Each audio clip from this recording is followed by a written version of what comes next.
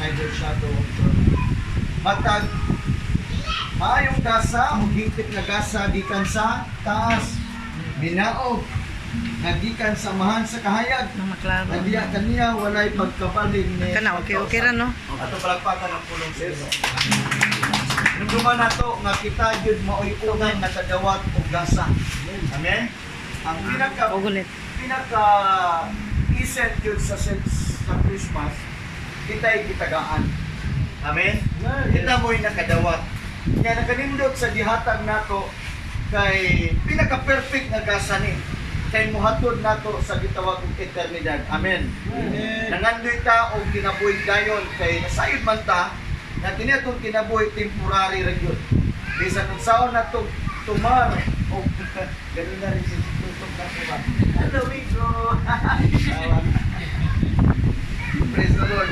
Kita'y unang nakadawat og gasa. Unya kini nga gasa walay ikakumpara. Amen. Yes. Perfect ni nga gasa. Unya kini nga gasa nakaninod dire kay di pud ni tayon. Di pud ni makutkot og anay. Dili pud ni makawat. Kay ang pinaka-perfect nga gasa nga ato na daang nadawat gihatag na kanato daan 2,000 years ago. Kinsa ni nga gasa? Mao si Jesus. Amen. Kumusta ba si Jesus sa atong kasing-kasing? Ato ba siyang gitagaan kanunay o kining importanteng bili or value sa atong kinabuhi? Si Jesus ang pinakahimpit na gasa. Gigugma sa Diyos ang tibok kalibutan ug tungod niya na gihatagan kita sa iyang bugtuhanan. Amen? Pinangin sa Isaiah chapter 9 verse 6 nga, unto us a child was born, a son was given, asa gihatag ngani kanato. Propesiya na ni Isaiah nga dunay batang lalaki nga matao na siya gihatag ngani kanato, and the government shall be upon his shoulder, and his name shall be called Wonderful, Counselor, a Mighty God, Prince of Peace. Amen? So si Jesus ang perfect na gasa nga gihatag nato ug ato na ning gidawat. Amen? Gidawat na ba nato si Jesus? Yes. Dugay na siguro. So ang ato karon, ato na lang ning atimanon. Unsa atimanon? Ang atong relasyon diyan ni Kristo. Sa Philippians 1 verse 12, work out your own salvation. Meaning ang kaluwasan ato kanunay i-work out. Meaning ikinabuhi nato nga maglakaw ta nga dunay kalipay, maglakaw ta with confidence nga gilukat o giluwas ta ni Kristo. Katong kamatayan niya sa cross. Mao to'y pinaka-perfect demonstration sa gugma sa Dios. Ingon nga mao to'y gasa uban sa sakripisyo para nato. Ang pangutana karon, nakita nakadawat na og gasa. Ato ba usab nga isakripisyo? Unsa nga klase nga sakripisyo para niya? Muna nga na panahon nga di ka ganahan mo kita kay sakripisyo nato na kita na higuma sa Dios. Na panahon di ta ganahan magsimbahan, pero maning kamot kita sakripisyo nato na para pud sa Ginoo. Amen. Na panahon nga di nato kaya ipasaylo, pero kinahanglan kita mo pasaylo kay sakripisyo na kay mo na ikabubuton sa Ginoo. Sakit na itong pagbuot, pero ato yung i-release ang pasaylo. Higugmaon niya po na itong mga taong nakasala nato. Kay maunay ebidensya nga giatiman nato ang atong pagkatinawag o ang gasa nga maong kinabuhing dayon. Amen. Muna ebidensya nga ikaw ako giluwas na sa Ginoo. Ang pagluwas sa Ginoo nato meaning gikan sa pagkadaotan, gikan sa pagkamanirutanon, gikan sa pagkaway nahot, gikan sa pagkaway na kinabuhi, kita gilukat giredeem tas Ginoo aron makabaton kita sa gugma sa Dios, sa pagkamaayo sa Dios, sa grasya sa Dios, sa panalangin sa Dios. Muna na yung panahon nga bisan to natay pagpanginanglan, pero natay kasing-kasing nga kumpiyansa nga nasayod ta nga di ka pasagyan sa Ginoo. Muna yung gahom sa kaluwasan nga atong nabatunan.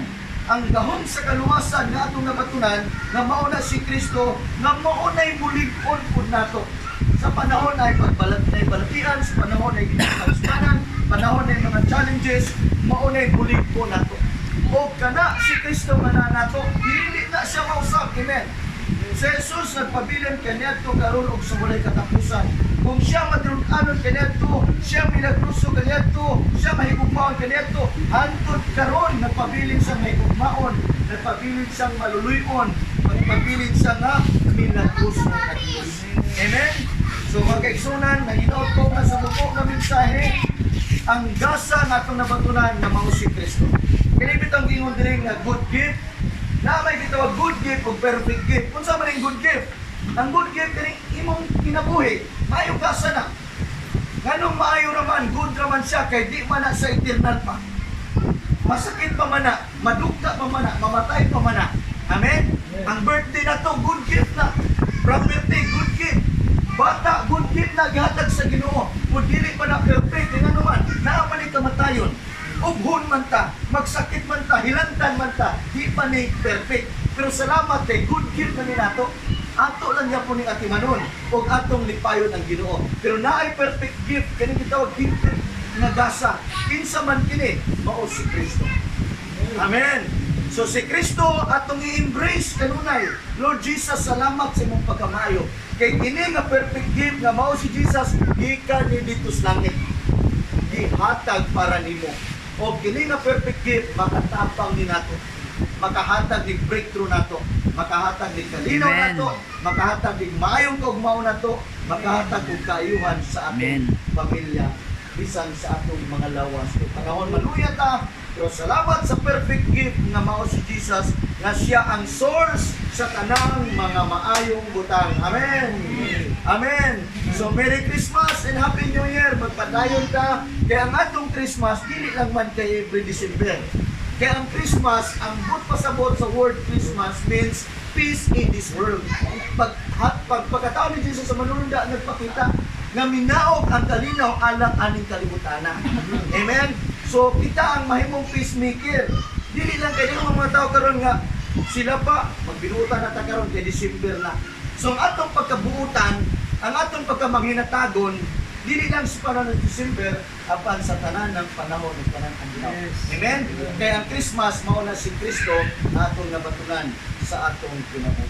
Manindog ta. Praise the Lord. Magampo ta atong daygon si Lord pasalamatan nga kining good gift o perfect gift na naani mo karon. Si Kristo na nga perfect gift. Makirelasyon kita niya bahala kung saan may tamos kalibutan. Dili na to i-barter si Kristo sa mga butang sa kalibutan. Amen? Mga lagad